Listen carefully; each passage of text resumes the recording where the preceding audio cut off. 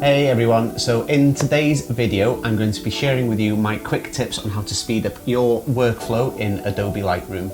So if you were anything like me, I've been a wedding photographer for a number of years now, and back when I sort of first started in about 2012, one of the things that I used to hate about wedding photography was the editing afterwards. Now I don't mind obviously the whole editing process, but you know, editing sometimes 600, 700, 800 photos, it used to take me so unbelievably long, but that was because I was sort of new to Lightroom. And I hadn't really researched much on how to speed things up. I just thought that was the way things were. At first, probably take me about 2 weeks maybe to edit a wedding, and that was just pretty much sat on the computer constantly, just editing, culling through, sometimes having to go through 50 of the same photo. But it was mind-numbing. I used to hate it. I don't hate, like I said, I don't hate the editing process, but when you're looking at the same images pretty much over and over again, and you've got work backing up, and you'd like to get on top of the work that you've got. I knew there must have been a way for me to change the way I did things. So I had a quick look online, and by taking inspiration from other creators and other Adobe Lightroom users, I nitpicked a few things that I quite liked, and I sort of developed my own system on how to speed things up. So nowadays, it probably take me for a full wedding, probably take me maybe about a day and a half to edit. That includes the culling, the editing and the final retouching as well. Because things are done a hell of a lot quicker now, what I do tend to do is I will leave the photos then for a couple of days after I've edited them and after I've done the final retouches, and come back to them just to see if there's anything that I do sort of need to change, because after a while, as you probably noticed yourself, fatigue can tend to kick in the most unexpected areas. Giving myself that couple of days rest, it allows me to come back to them and see them with a different eye, I suppose. And I do tend to spot things that I may have missed the first time around. But in general, this video is here to speed things up, all the way from the file management process all the way through to the editing side as well. So I will leave a quick summary of everything that we're going to be talking about here with the timestamps if you do want to sort of skip onto those things as well. But let's just jump into Lightroom and we will go through it all. So the first thing that I recommend you do is have a very good file management system in place.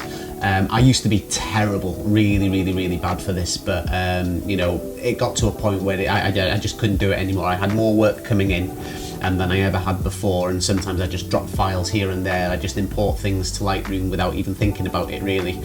So that would obviously have its own file management system, and then when it had come to looking for certain files or certain jobs, it had been an absolute disaster. So I had to sit down and think what would be the easiest way for me to go about it all, and this is pretty much what I come up with. So every time that I have a new job, I will go to the year. So say for example I've got a wedding, I've already started one just here, and I will open up a new folder which will go date first, name, and then the type of job.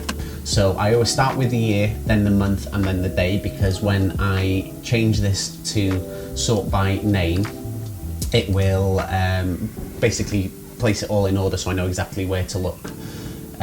So that will be there, and then I will open up into the first one just here, and I will open 4 folders basically. So I'll have one for the original raw files, I will have one for the large exported, I'll have one for the small exported files, and then one for the library as well. And I will get into the library in a minute, but I just want to show you what I've got here first. So I will dump all my raw files into the raw folder, which just here, and I've already taken some from an old job and put them into here just for the sake of this video. But they will all sort of be in there. I don't bother organising them by camera or anything like that, because at the end of the day, one job's one job, and I don't really care much about what was taken on what as long as I've got all the photos together. So they will be basically put into there. So the next tip is start individual files for every job. Now the reason I do this is, again, back when I first started, I used to throw everything into a single Lightroom catalogue. I used to do it by year, so I'd start a new one every year.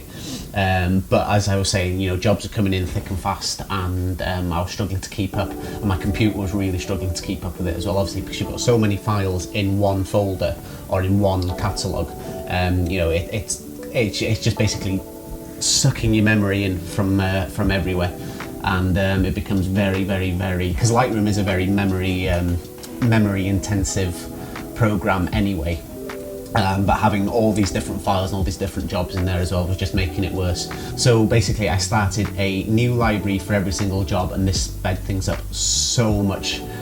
So much, because you know, Lightroom wasn't having to think about all these different things that were going on as well, and it also kept things neat and tidy as well. So the way I used to do this is I would open up Lightroom, I would click on New Catalog, and then I would wait for the beach ball of doom to disappear.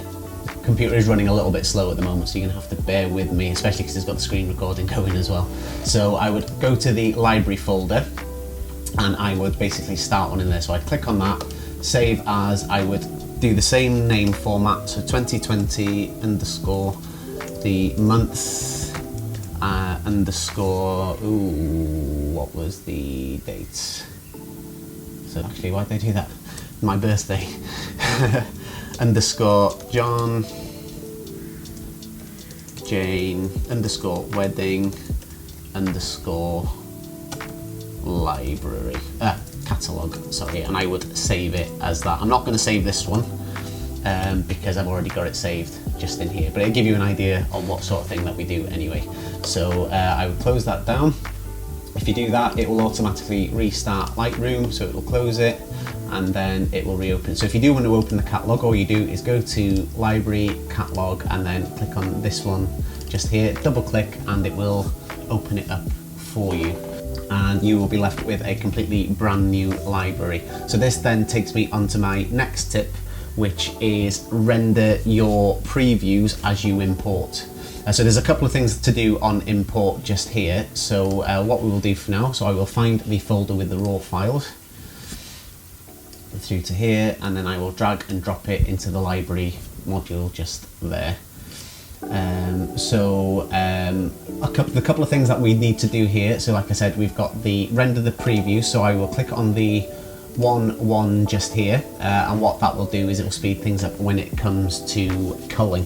Now I know a lot of people do tend to use Photo Mechanic as well, but for me I think I just don't really want to bog the computer down with more stuff at the moment. So by doing this, it renders the previews as it's importing them, and then when you come to culling, all you've got to do is click onto the next photo, because I don't know whether you've noticed before that when you maybe like to make a photo larger, it sometimes takes a while to render the preview, so you have to wait for it to sort of depixelate basically before, you know, it'll show you the full preview, so you know whether it's sharp or not. So by doing it this way, it does tend to speed things up for you in that aspect. So I'll click that on 1.1, but what I will also do as well, so if I click on the copy module just up here, it will also ask if I want to make a second copy as well. So I will go from there to choose folder, and then I will go into my backup, and it is just in there. Well, now before we head to the backing up as well, what we do need to do is go back to our Finder or Windows, whichever one you work with, and we will need to copy the whole folder just there. Click on your backup folder, go to wherever your backup files may be, weddings, and paste them into there. Now obviously, because we've already put the raw files into the raw folder just here, what we will need to do by copying it, all you're doing basically is putting it into Lightroom, and then with the second copy just here, put it in there, and then that will also copy one instead. So you just need to find your folder,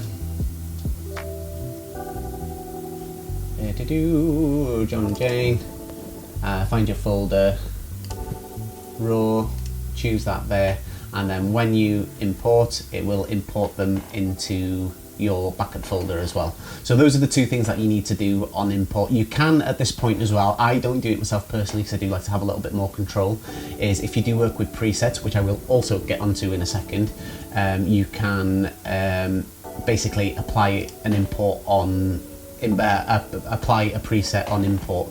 Like I said, I don't really like doing this myself, but I like to keep things nice and simple and have that element and control when you go through. But if you are one where you're not quite as fussy as I can be sometimes, all you need to do then is just apply it all on import. But we'll leave it as it is for now, and then we will press import just here.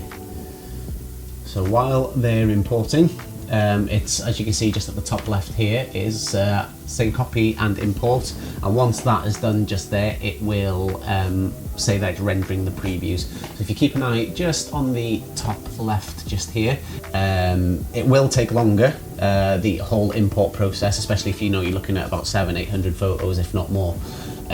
But by doing this and setting it the night before, by the time you're ready the next day or whenever it is you come to edit, it's already good to go and you can basically hit the ground running. So you haven't got to wait for anything as you're sort of going through it, which is always handy when it comes to saving up that time, because as we know, time is money. So once everything's in, that will bring me onto my next tip, and that is use presets to your advantage. Now, I know presets over the years have had a little bit of a bad rap, but I love them. I use ones personally from Mastin Labs, but you can obviously use ones that you've sort of made yourself. I may go into that a little bit more detail on another video, but for now we're going to keep things with what we've got already here. So I do love the Fuji 400H look. I did used to use the Visco presets, but unfortunately as they are only mobile I can no longer get them, so I did buy the 400H pack from Mastin Labs, and I can highly recommend them to anyone. It's absolutely stunning presets. They're a little bit more on the expensive side, but the level of detail you've got with them all is absolutely phenomenal, so I'd always recommend that. Use them to your advantage basically. It doesn't matter what anyone else says. If they say you're not a real photographer because you're using presets, you're not editing them all individually, just give them a big thumbs up. Because at the end of the day, the way you take photos and the way that you work has got nothing to do with them. So as long as you enjoy it and you do it this way and you get the results that you're happy with and your clients are happy with, that's all that matters. So basically by doing that, all you need to do is you need to go into your develop module. It's pretty standard. And then rather than going through everything one by one like I used to, because this is why it used to take me so long to do it. Everything used to take me so long to go in one by one this way. All you do is you go in, click on your presets, find the presets that you like to work with, and then you're basically good to go. It's all well and good. So use them to your advantage and don't let anyone tell you any differently. So my next tip for you is basically learn the shortcuts. So this is something that I didn't really consider to be a thing when I first started using Lightroom. I knew there were shortcuts in Photoshop because I've sort of picked them up over the years since I've been using it since Photoshop 2 or Photoshop 3, I think, something like that. So I knew presets were a thing in Photoshop, but I didn't really know that they were a thing in Lightroom. I don't tend to use them as much anymore because I'll get on to the next bit.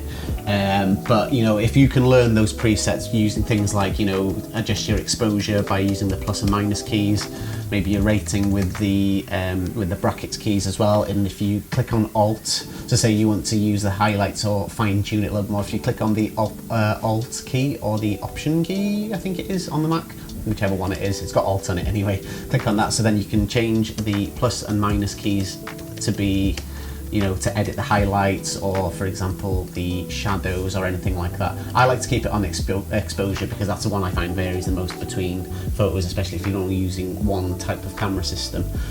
So using all these shortcuts, it really does help and it really does speed things up quite a lot. And especially if you are happy with one edit and you want to keep it consistent, all you got to do is paste it on and then just use the plus and minus keys to change your exposure one by one. So yeah, it's all good. It's always handy to know. There are tons of shortcuts that you can learn and use, but all you need to do really is use the ones that you'll find more handy for you. I will leave a link down below to basically like a worksheet of or a cheat sheet to what all the shortcuts are. So if you want to look down there, download that. So yeah, I think I'll find it off the Adobe website or something like that, but the link will be below anyway, and if you've got any questions about it, just let me know. And that brings me on to my last tip, which is use hardware to your advantage. Now, one of the best investments I have ever made for my editing processes basically is by one of these bad boys. Don't know whether you can quite see it. So this is the Loop Deck Plus. Now it cost about £180 or something like that, so it's not the cheapest bit of kit in the world, but it has saved me so much time in the long run. The reason being, everything is basically little knobs that you can turn to, you know, change your exposure, your contrast, your clarity, and things like that. You can completely customize it to a way that you would like it set up. To say you use something more than you use another. You can put in your custom modes and your custom channels and stuff like that. Really good. You can put your presets. You could assign them to different custom buttons just here. You know, you change your hue, saturation, and luminance with single buttons. It's very tactile as well, so it's really nice and really, it just feels cool. It feels cool. Don't tell anyone. But yeah, so some things like this, there are cheaper options available. You can use basically like little interfaces that DJs use, I think, but I don't really have much experience with them anyway, so I can't really recommend anything off the top of my head. But if you want to take a look at some other YouTube videos, there's plenty of them out there that'll sort of walk you through the processes as well. And by doing all of this, and hopefully by combining it all together, you know, you can save yourself a hell of a lot of time in the long run. Like I said, when I first started, it used to take about 2 weeks-ish to edit a full wedding, and I've got that down to about a day and a half now, sometimes 2, depending if I've got anything else on. Because I do like to sort of get on top of one job before I start the next one. So say if I've got 2 weddings back to back, on back-to-back weekends, I like to get this weekend's one finished before shooting the next one. Otherwise things, you know, just get on top of you and it becomes a little bit chaotic really. But other than that, you know, all that should speed things up for you quite a lot. So that is it for today's video. I mean, if you've got any questions in the meantime, please just let me know. So hopefully all this sort of stuff will be at least a little bit handy for you. And you know, if there is any tips that maybe I've missed out here that you'd like to share with me, or you know, if there's anything that you've learned here, just let me know in the comments section down below. That's always appreciated, and it's always good to know what people are taking away from my videos as well. But yeah, in the meantime, I think that's pretty much it. I'm hoping to do some more videos like this in the future, so if you do want to sort of keep up to date, if you'd like to press that thumbs up button because it helps with the YouTube juice, and you know, subscribe if you want to keep up with more. And in the meantime, like I said, that's us pretty much done, and if you've got any questions, pop them in the comment section down below and I will get back to you as soon as possible. So I will see you in the next one.